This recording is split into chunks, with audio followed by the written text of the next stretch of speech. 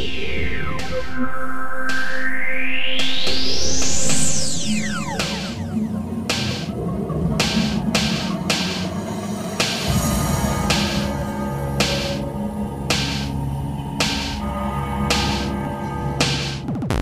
was Monday when Americans awoke to the breaking headline that China had dumped all of its U.S. holdings into the currency markets in the overnight trading session. The people that knew what this meant were stunned as they realized what would soon follow.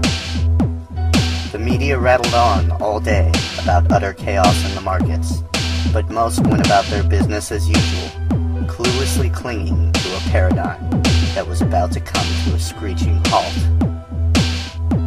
Many were confused to see panic buying and mobs at the banks.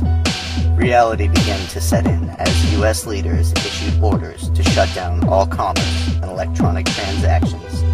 In a desperate attempt to keep order, pending a press conference by the president. Assurances were made, but this soon backfired and riots began by Wednesday in the major cities. Looting was widespread as law enforcement was overwhelmed. By Friday, martial law was declared, with all available assets being called to duty immediately. It was not surprising that less than 30% of active and reserve duty showed, as most were staying with their families for safety reasons.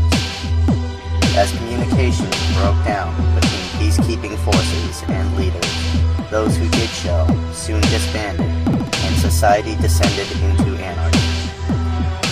Cities erupted into chaos as food supplies dwindled. People cried for help, but their pleas fell on deaf ears. All utilities shut down one by one, and the water stopped running. People were forced to leave. The exodus from major cities poured into residential neighborhoods that were until now largely untouched by the crisis. Gangs formed and clashed with vigilantes. Most that were not prepared or didn't act quickly became fodder to the resource wars that ensued.